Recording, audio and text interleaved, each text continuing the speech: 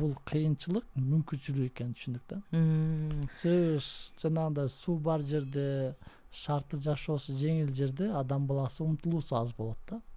А шарты кыйыныраак жерде жаңы нерселерди киргизген өлкөлөр же элдер же чарбалар алар бир чоң ийгиликке жетишкенин көрүп да келдик, көрүп да жүрөбүз. Баткендин да келечеги ушундай деп акыркы 15 жылдан бери мындай көңүлүм тынч, бирок тездетели деген бир үмүтүбүз бар да. Ошонун үстүнөн иштеп атабыз буюрса.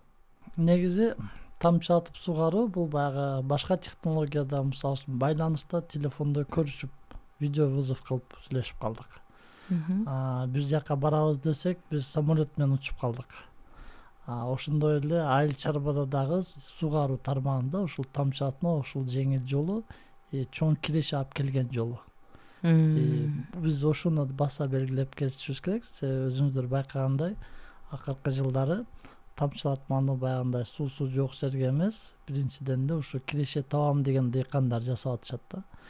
Алар сууга жакын турса дагы ошол кирешесин көбөйтүү максатында, жумуштардын жеңилдетиш максатында тамчылатууну коюп, баягы көп жерлерди өздөштүргөнгө, ушул эмес көп жерде өзү тейлегенге мүмкүнчүлүк алып атат да.